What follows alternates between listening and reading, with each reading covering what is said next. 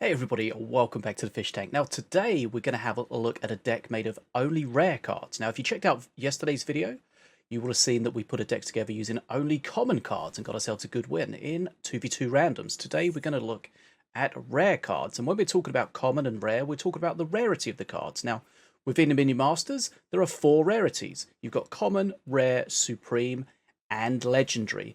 And just a reminder, as you go up the rarity, we're not necessarily talking about cards being stronger, they're just more unique. A lot of legendary cards have very unique abilities, which is very different to how a lot of other card games do it. So that's why a lot of people think that the legendaries are just specifically stronger than others. But we know from experience that a lot of the common cards and the rare cards are very strong, very staple cards that you see in a lot of high-level player decks. Okay, so what are we going to put together today? So, within your collection, if you type rare in the search bar, you will see all the rare cards. So again, we're going to limit ourselves to only building a deck out of these. And as you can see, I've put together a deck here. This is going to be an Apep deck. Remember, Apep, since the fairly recent change, is now a timer-based master, so you don't necessarily need the cheap decks, but I do generally like cheaper control decks. Right, so let's go through and see what we've built here. So we've got the Crystal Arcanist. She's a card that I've been enjoying quite a lot recently. She's cheap, range, good AoE as well. So she can get a lot of value just for that 3 mana.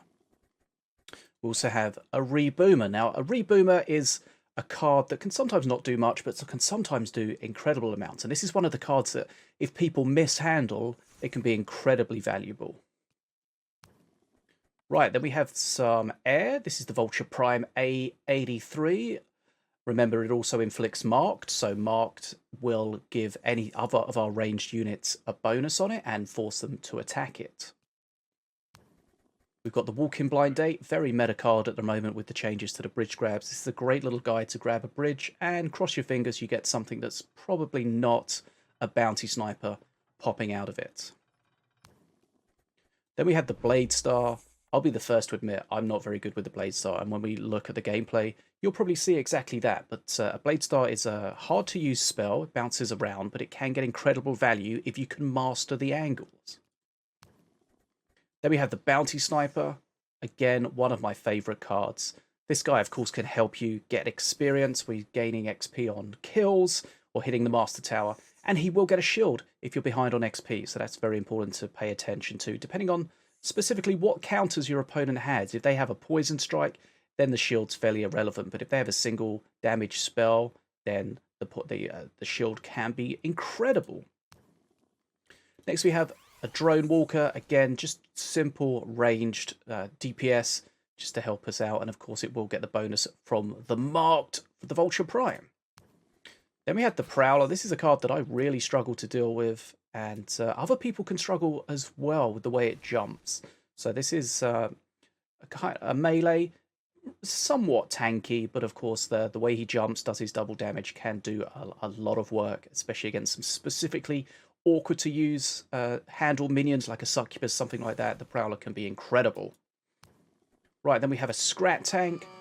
Fairly simple. Got a little nerf in the recent patch, 600 HP now instead of 650, but still a very, very solid tank. Of course, if he's got his hatch closed, he won't take any damage, so that's a situation that you can really take advantage of sometimes. And then finally, we've got a Smite. Now, we don't have the Empyrean Army buff, so we just have a simple 180 damage spell. Only does damage to ground minions, so that's something to really take into account. So no face damage from Smite, no building damage, no damage to air minions, just ground minions. And there we have it. That's the deck that I put together. We've got a 3.9 average Apep deck, built entirely of rares. Let's see how it plays. Okay, now we see some gameplay with the deck that we built. Apologies about my teammate's bad name. And as you can see, I am the Apep, and my deck is on the right at the bottom. So we're Apep Mordor against Setsu and Morelia.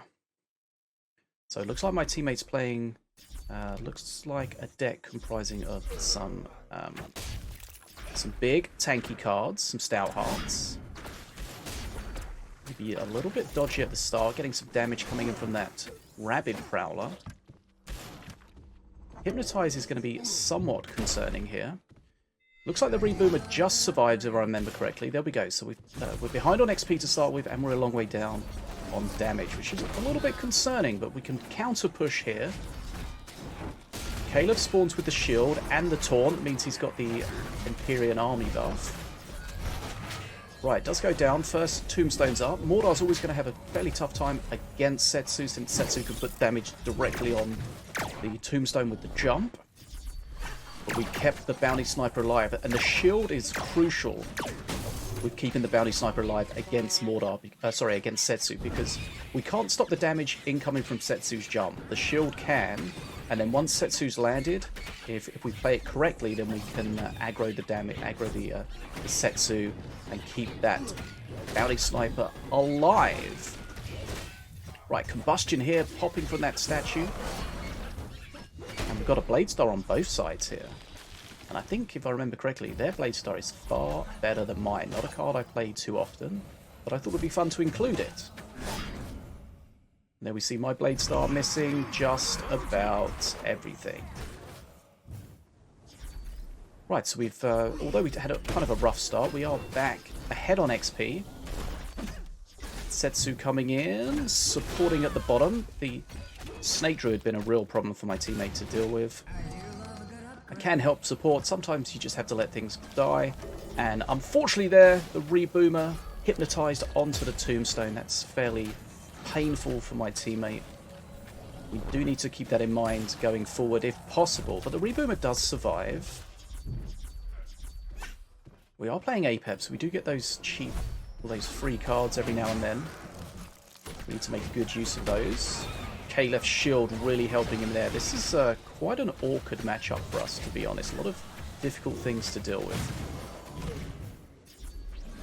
So we've seen the statue already, and we've seen that it does have the combustion support, so we do need to keep that in mind. Combustion doesn't do too much face damage anymore, so we don't need to worry about that, but we do need to be careful about stacking too many things against it. Now, Bolf at the top there, true damage. Even if Caleb gets his shield, he will get true damage. And there we go! An actual good Bladestar. Oh, we got loads of value out of that one. Perfect. Right, Setsu again jumping, but again, not really getting too much value at all. Bit of a wasted jump there. Perk 3 Setsu's going to be fairly strong, so we do need to keep that in mind and think about how we're going to deal with that. But of course, Apep does have the shield to try to negate that direct face damage. Bounty Sniper popping off some kills, getting us 2 XP every time. There's a good Bladestar again, killing almost everything except the Bounty Sniper. We need to take advantage of that, staying alive if we can. Another Hypnotize, and he gets one of the air. Not too much value, to be fair, from the Hypnotize. And the Bounty Sniper is going to perish at the bottom, unfortunately, but we'll have another one soon. Right, Smite comes in. That's a Smite from them, and you can see their Smite is activated. It's got the Empyrean Army buff. It does drop that Holy Fire.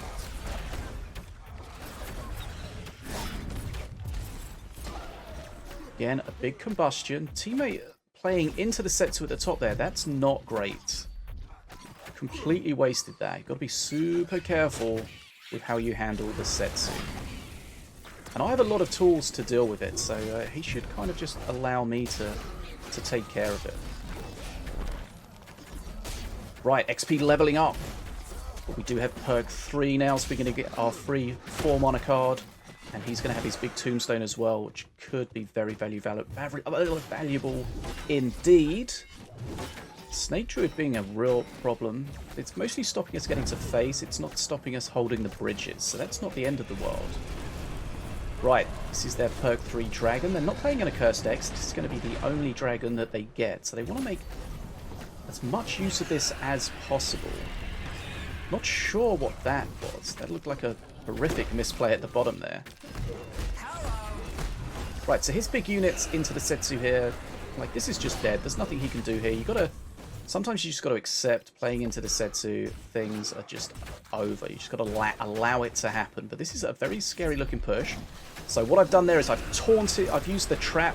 I've used our totem to tank the dragon. And crucially... it pulled the dragon back so that the Masters were able to kill the Soul Stealer. The Soul Stealer's not a problem until it gets supported by something tanking for it. Now again, we saw my teammate misplay at the bottom into the Setsu, but don't worry, Fishy rectified the situation. Right, so we dealt with the dragon, took some damage, lost some XP, but we're very close to Mana Frenzy ourselves here.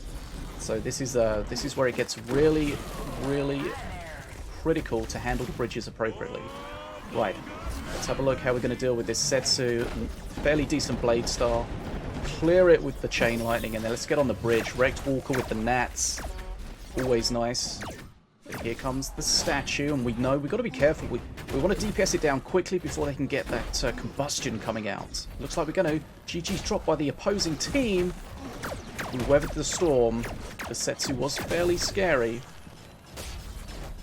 But the power of the fish is too much. And there we go. Game, set, and match.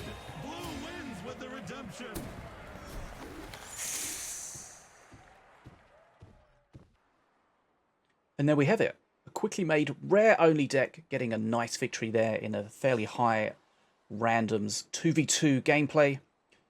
Let me know what you think of it. Again, as always, I'll put the deck down in the description so you can check it out if you want to. If you've got any feedback, let me know what you think. We are closing in on 2,000 subscribers here in the Fish Tank, so if you want to help support and join us, please hit that subscribe button. It really does help. And so just to reiterate, we have done a rare today. We did a common only yesterday, and maybe tomorrow we'll have a supreme only deck, and the day after that, potentially, we could have a legendary only deck. So that's something to look forward to. Thanks for joining me here on the Fish Tank. I'm Bad as Fish, and this is An Awkward Wave.